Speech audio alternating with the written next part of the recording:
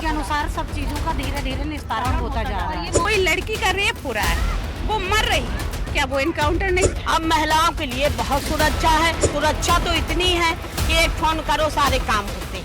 नमस्कार, आप देख रहे हैं न्यूज़ वन इंडिया। मैं हूं आपके साथ नैना शर्मा और आज हमारी टीम पहुंच चुकी है महोबा। और महोबा में हम जानेंगे कि महिलाओं के मन की बात क्या है। ये जो जितनी मेरे साथ महिलाएं यहाँ पे मौजूद हैं, इनसे बात करेंगे और जानेंगे कि बुंदेलखंड की जो ये महिलाएं हैं, इनके मन में क्या है और इनके क्या क्या मुद्दे रहेंगे। लोकसभा चुनाव में जो ये मतदान डालने जाएंगी, क्या क्या मुद्दे लेकर जाएंगी। वही मैं आपको बता दूं, महोबा की जो एक स्पेशल बात है, यहाँ का गुलाबी गैंग की जो एक कमांडर है वो मेरे साथ यहाँ पर मौजूद है। तो सबसे पहले इनसे बात करेंगे। क्या नाम है आपका?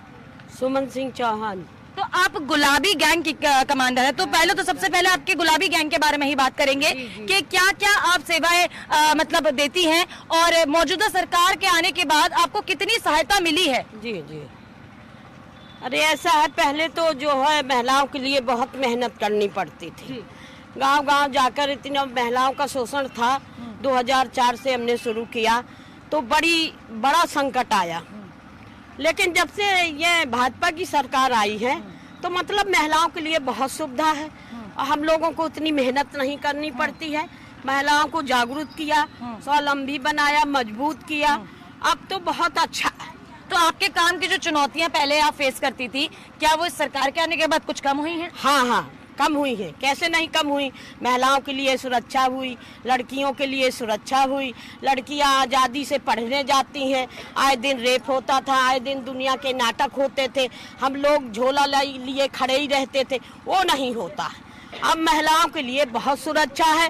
केवल एक बात का कष्ट है हम लोगों को कि थोड़ी महंगाई है और बेरोजगारी है। जी, बस ये परेशानी है। ये परेशानी सुरक्षा व्यवस्था को लेकर आप खुश हैं? हाँ, सुरक्षा तो इतनी है कि एक फोन करो सारे काम होते। महिलाओं के लिए बहुत बहुत मोदी जी को धन्यवाद, योगी जी को धन्यवाद। बहुत अच्छा बुंदेलखंड में काम किया, क्या सारे यूपी में किया उन लोगों ने। लेकिन बस इतनी कष्ट है इतना कि रसोई गैस कितना महंगा, सामान कितना महंगा और बेरोजगारी भी है। इसमें लोग परेशान हैं, बौखलाए हुए हैं। हाँ, फिर से आएंगे आपके पास। तो आपका क्या नाम है?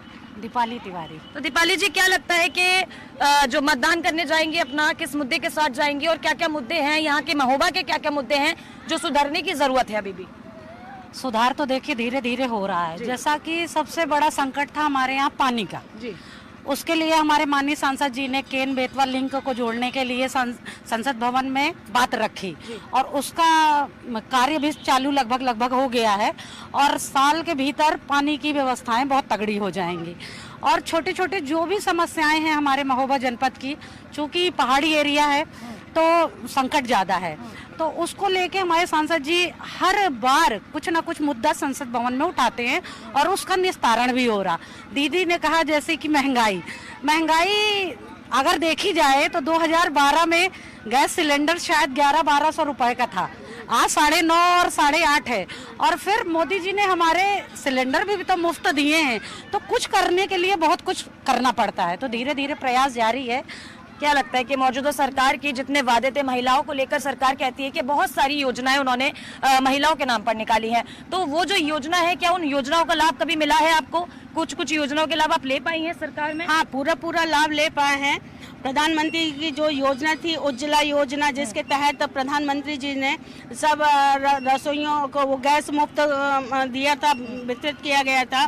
उसके बाद महिलाओं की जो आम समस्या थी पानी की, वो भी सॉल्व हो चुकी है महोबा में। एक समस्या जो आती थी महिलाओं को कि बहुत ज़्यादा बीमार होती थी, उनका कोई देख रेख नहीं था, संचारी रोग ज़्यादा होते थे, उसमें भी कदम उठाया गया है। उसमें भी सुरक्षा से लेके स्वास्थ्य से लेके सब बढ़िया इस सरकार ने किया है। मैं महिला सशक्त है उनकी। उसमें स्वास्थ्य की बात आप कर रही हैं, तो महोबा में आके मुझे ये बात पता चली है कि स्वास्थ्य को लेकर यहाँ पे अभी थोड़ी दिक्कत है। मतलब स्वास्थ्य के लिए कोई हॉस्पिटल यहाँ पर नहीं है, कोई ऐसी इमरजेंसी हॉस्पिटल नहीं है कि किसी को कुछ बड़ी बीमारी अगर होती है तो तुरंत जाके उसका इलाज कराया जा सके। अगर किसी अस्पताल में आप यहाँ जाते हैं तो यहाँ पे रेफर कर दिया जाता है। तो ये एक समस्या मुझे लगती है कि बड़ी है। समस्या थी, मगर अब उसका भी समाधान हो गया है क्योंकि ट्रामा सेंटर है और चालू होने वाला है।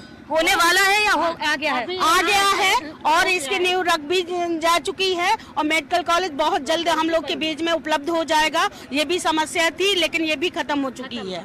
हाँ, निस्तारण होता जा रहा है। समय के अनुसार सब चीजों का धीरे धीरे निस्तारण होता जा रहा और ये है। मौजूदा सरकार की वजह से है। बिल्कुल बिल्कुल, ये योगी जी की सरकार और मोदी जी की मौजूदा सरकार और हमारी जनता का प्रयास दोनों लोगों का। आप क्या कहना चाहेंगे, क्या लगता है 2024 में? 2024 में बहुत कुछ होगा जो हमने सोचा भी नहीं होता, वो मोदी जी करेंगे। क्योंकि 2024 में ही सबसे बड़ा मुद्दा राम मंदिर का था, जो हिंदू आस्था से जुड़ा हुआ था। इतना बड़ा काम जो 500 साल पुराना जो कर नहीं पाए हैं, वो मोदी जी ने किया है। दूसरा, आयुष्मान कार्ड दिया है। जो बेचारे गरीब थे, जिनको इलाज के लिए कोई पैसों का वो नहीं था, उसके लिए उन्होंने स्वास्थ्य के लिए आयुष्मान कार्ड बनाया है। और रही बात मेडिकल कॉलेज की, तो उसका भी हो चुका है और वो कुछ ही समय बाद 1 से 2 साल में उसका भी हो जाएगा। एम्स का बोल दिया है, प्रस्ताव ला दिया है।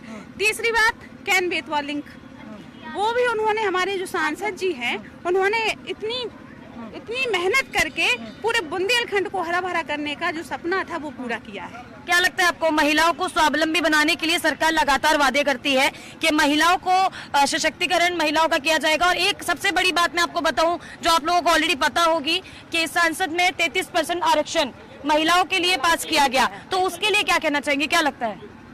मैम, मैं खुद ही शेड्यूल कास्ट से हूँ जी जी, तो अच्छा ही है जो भी है।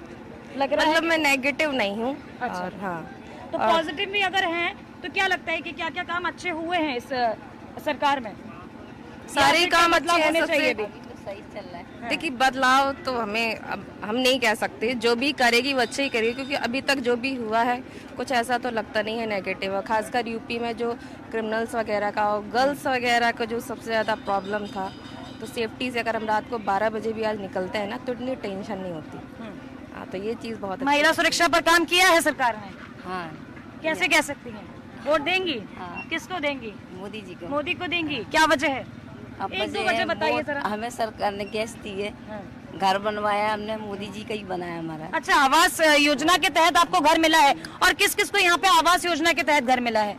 और कौन कौन सी जो मतलब योजनाएं हैं उसका आपको फायदा मिला है? हमें तो सब कुछ मिल रहा है। वैक्सीन दी है, हमने कोरोना का लाभ तो सभी की आपने बात करी है, तो कोविड शील्ड मुझे याद आ गया। कोविड शील्ड जो आजकल थोड़ा सा खौफ बना के रखा हुआ है भाई, और वो भी मोदी जी की देन है, उस पर क्या चर्चा हो सकती है? कुछ नहीं, कुछ नहीं है, कुछ नहीं है। अफवाह लग रही है। कोविड शील्ड एक्चुअली, एक बात बताइए, करोड़ों की उसमें अगर 2-4% अटैक पड़ रहे हैं, तो क्या कोविड शील्ड की वजह से पड़ रहे हैं? ऐसा कुछ नहीं है। कोविड शील्ड से लाखों लोगों को बचाया गया। उस टाइम कोविड शील्ड मिलना बहुत बड़ा अमृत का काम था। अब आज जो अफवाह उड़ रही है, तो उसको हम नहीं मानेंगे। मोदी जी ने हमको फ्री कोविड शील्ड को वैक्सीन दिया है। जहां लोग दूसरे देशों में भट्टियों में जला रहे थे, वहीं मोदी जी हमारे देश के एक एक नागरिक को जैसे भी हो उसने वैक्सीन दिलवाई है। ये तो सबसे बड़ी चीज। हम आप सब लोग ने वैक्सीन लगाए, स्वस्थ खड़े हैं, कहीं कुछ नहीं है। जो अफवाह फैलाई जा रही है, इन सब में बचे तो हम कह रहे कुछ भी हो, लेकिन कम से कम मोदी जी ने इतना तो कहा कि घर में बैठ के आप सुरक्षित हैं, वैक्सीन आपको लगी, आप सुरक्षित है। एक जो मन के अंदर डर था, हम लोगों के अंदर भी था कि बच्चे घूम रहे हैं या वो जा रहे हैं, तो ये चीज बहुत सही हुई। आप देख लीजिए, महिला संघ, मैं खुद एडवोकेट हूँ, मैं देख रही हूँ कि महिलाओं के प्रति जो लोगों के कानूनी हो रहा था कि भाई ऐसा हो रहा, महिला निकलेगी तो छेड़छाड़ हो जाएगी। देखिए, सरकार ने, मौजूदा सरकार ने हमेशा कहती है, अपने कोई मोनोलॉग में भी कहती है, वैसे भी कहती रहती है कि जो भी माफियाओं के साथ लगातार उन्होंने एक्शन किया है। वहीं विपक्ष कहता है कि ये जो एनकाउंटर करने वाली जो उनकी प्रथा है, वो हमको कुछ समझ नहीं आती है। तो माफियाओं के साथ जो एक्शन लिया जा रहा है, वो एक तरीके से सही है कि एनकाउंटर होना सही नहीं है? क्या लगता है आपको? सही नहीं है। नहीं, एनकाउंटर क्या अभी हो रहे हैं, पहले नहीं होते थे। अब इस सरकार में हो रहे हैं, तो प्रॉब्लम। योगी सरकार में एनकाउंटर की गिनती बढ़ी है, तो प्रॉब्लम है। बाकी नहीं थी प्रॉब्लम। जब महिलाओं के साथ अत्याचार होते थे, बलात्कार होते थे, जब कुछ प्रॉब्लम नहीं थी, जब महिलाएं घर से नहीं निकल सकती थी। हम लखनऊ से आ रहे हैं, मुझे अगर 10 बज गए, कानपुर से टेंशन हो जाती थी कि अगर 12 बजे हम बस में बैठे तो कोई मेरे साथ हादसा ना हो जाए। तब कोई प्रॉब्लम नहीं थी, तब महिलाओं के लिए कोई नहीं सोचता था। बताइए, कोई लड़की का रेप हो रहा है, वो मर रही है, क्या वो एनकाउंटर नहीं था? इस सरकार में रेप नहीं हो रहे हैं? कहाँ हो रहे हैं? नाम मात्र के लिए हो रहे हैं, लेकिन नाम मात्र के लिए। वो तो सब तरह के लोग हैं। अगर 100% से घट के 20% भी हो रहा है तो ये बहुत बड़ी फायदा है महिलाओं के लिए। उसको इंसाफ मिल रहा है। सबसे बड़ी बात तो ये है ना कि हमें ये विश्वास कहते हैं एनकाउंटर नहीं, एनकाउंटर नहीं होता, बलात्कार के बाद तो छोड़। इंसाफ क्या है? एनकाउंटर नहीं नहीं नहीं तो नहीं लगता है इंसाफ की बात कर रही है तो वो इंसाफ एनकाउंटर समझ ले क्या? नहीं, हमें तो लगता है जिसने बलात्कार किया है तो उसको एनकाउंटर होना चाहिए। गलत क्या है इसमें? गलत क्या है भाई? उसमें सफाई होनी चाहिए और जितने क्रिमिनल हैं, जितने अत्याचारी हैं, तो हमारी तरफ से, सुमन सिंह की तरफ से बिल्कुल साफ होना चाहिए मैदान। मैं मोदी गुलाबी गैंग की कमांडर है ये आदित्य योगी आदित्यनाथ मुख्यमंत्री जी हैं जो, तो उनको भगवान मानती हूँ और मैं मोदी जी को भगवान मानती हूँ। हाँ, ऐसा क्या कर दिया आपने? ऐसे हमारे लिए किया, संसार के लिए किया, इतना बड़ा मंदिर बनवा दिया है। 5 से 1000 साल से मुकदमा समझिए ना, महोबा में रह रही हैं, मंदिर बनवा दिया। अरे तो क्या हुआ? क्या मंदिर से आपके स्वास्थ्य में स्वास्थ्य सेवाएं नहीं मिल पाई? 2.5-3 से महिलाएं दर्शन करने जाते हैं। मथुरा वृंदावन की बारी है अब, है, और फिर बाद में गुलाबी गैंग की बारी दर्शन करने की।